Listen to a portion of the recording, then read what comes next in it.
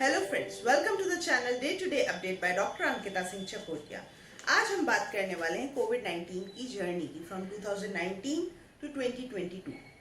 Actually, COVID-19 is the pandemic that the world has witnessed in 21st century, and it is caused by SARS-CoV-2, that is severe acute respiratory syndrome, coronavirus 2. It is a member of coronavirus group. इस group के और भी members हैं, जैसे कि SARS corona virus, जिसने की outbreak किया था चाइना में सन 2002 में। बाद में इसी का एक और मेंबर मिडिल ईस्ट कुछ कंट्रीज थी, तो उन्हीं के नाम पे कई कंट्रीज में, क्योंकि ये एक्यूट रेस्पिरेटरी सिंड्रोम किया था, इसलिए उनके नाम से ही इस वायरस को नाम दिया गया कि it is a middle east respiratory syndrome corona virus. इसने आउटब्रेक किया था 2012 में। इन्हीं से मिलती जुलती ही लगभग जो पैथोलॉजी है, जो बीमार करने की तरीका है, वो इनसे ही मिलता जुलता था कोविड-19 के पॉजिटिव एजेंट का, इसलिए उसे नाम दिया गया severe acute respiratory syndrome corona virus 2। Now अगर हम बात करें कि ये कहाँ एक्चुअल में इसके नेचुरल रिजर्वायर कहाँ है, कौन है, जिस मतलब आराम से जिसकी बॉडी में रहता है, वो कौन है, तो इसके नेचुरल रिजर्वायर होता है बैट, चमगादड़। बट देखा गया है कि ये दूसरे जानवरों में भी पॉसिबल है इसका transmission. So whether they can be like wild animals और डोमेस्टिक एनिमल, इनमें भी बड़े इजीली इसका ट्रांसमिशन हो जाता है। एंड ऑफ कोर्स ह्यूमन में तो होता ही होता है इन जानवरों द्वारा, और ह्यूमन टू ह्यूमन भी ट्रांसमिशन देखने को मिला। अगर हम इसकी टाइमलाइन की बात करें तो सन 2019 में नवंबर में चाइना में कुछ लोगों को कुछ रेस्पिरेटरी प्रॉब्लम हुई। डॉक्टर के पास गए, डॉक्टर ने कहा कि आपको निमोनिया हुआ है। उनके सैंपल भेजे गए लैब में, लेकिन पता नहीं चल पाया उस टाइम कि एक्चुअल में पॉजिटिव एजेंट क्या था, क्योंकि पिछला रिकॉर्ड कुछ था नहीं। तो एग्जैक्टली हम उस टाइम बड़ा कंफ्यूजन था चाइना में, जो हेल्थ एजेंसीज थी, जो लैब्स थी, क्लियरली नहीं कुछ एक कंक्लूजन पर पहुंच पाए। तुरंत ही जल्द ही दिसंबर 2019 में ये और भी बड़े तादाद में लोगों को अफेक्ट करने लगा। ठीक है, फाइनली 31 दिसंबर को चाइना में ये डिक्लेयर किया गया कि भैया एक आउटब्रेक हुआ है। एंड तब तक ना कोरोना इसकी डीकोडिंग टाइप कर ली गई थी, इसका स्टडी कर ली थी कि क्या है पॉजिटिव एजेंट। तो पाया गया कि ये तो corona virus family, corona virus members का ही एक कोरोना वायरस ग्रुप का ही एक मेंबर है। तो इसको कोरोना वायरस तो इतना समझ में आ गया था, इट्स अ कोरोना वायरस। इसका स्प्रेड के लिए उस टाइम में ना तमाम अनुमान चल रहे थे कि अच्छा, लोगों ने शायद सी फूड खाया होगा, इस वजह से हो गया। ठीक है, लेकिन जब और भी लोगों को से पूछा गया कि भाई क्या आपने भी खाया या आप किसी एनिमल के कांटेक्ट में आए, तो उन्होंने बताया कि हम तो कई टाइम से एनिमल के कांटेक्ट में ही नहीं आए हैं, हम सी फूड मार्केट में ही नहीं गए।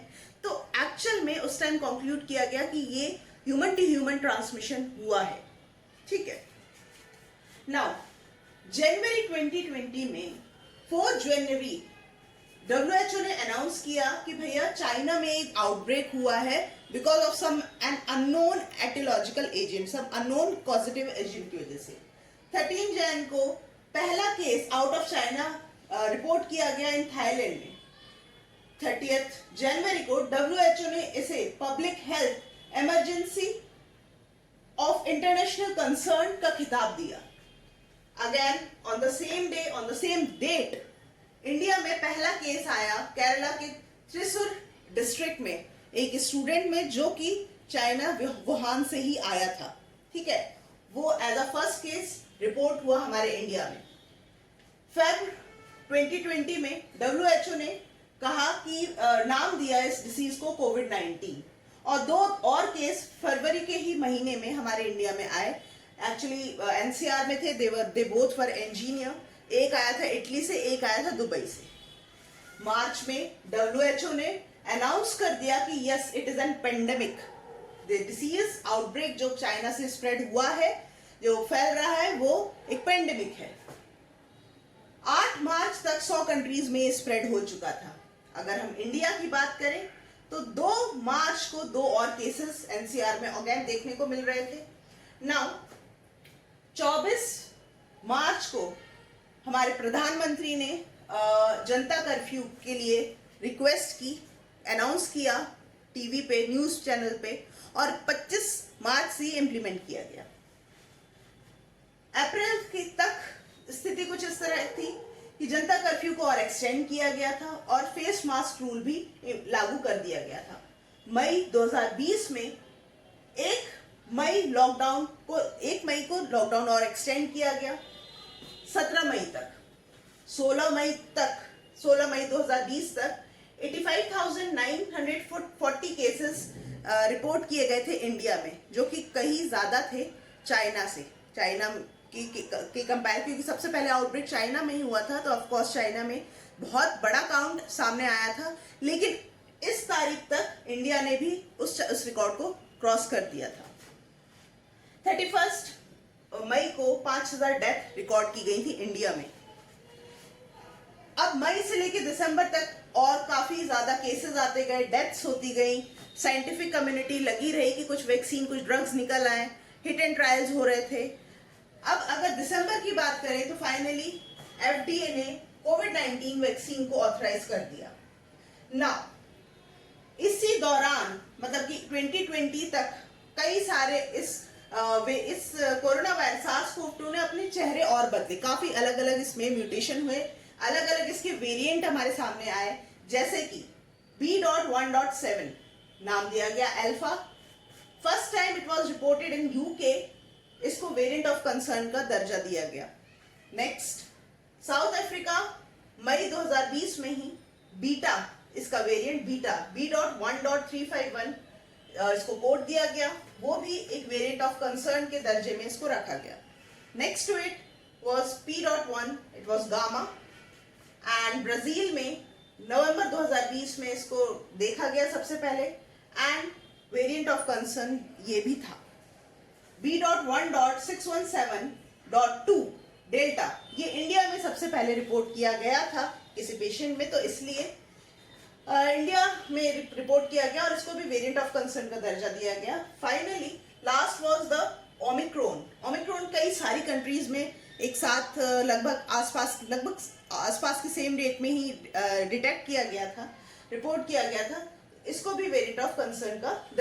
एफडीए ने कोविड-19 वैक्सीन्स को ऑथराइज कर दिया गया था और तब से लेके अब तक तकरीबन 8 ऐसी वैक्सीन्स हैं जो कि इमरजेंसी यूज लिस्टिंग में इंक्लूड की गई हैं। उसमें से सबसे पहली है फाइजर के द्वारा बनाई गई कॉमेर्नेटिव वैक्सीन।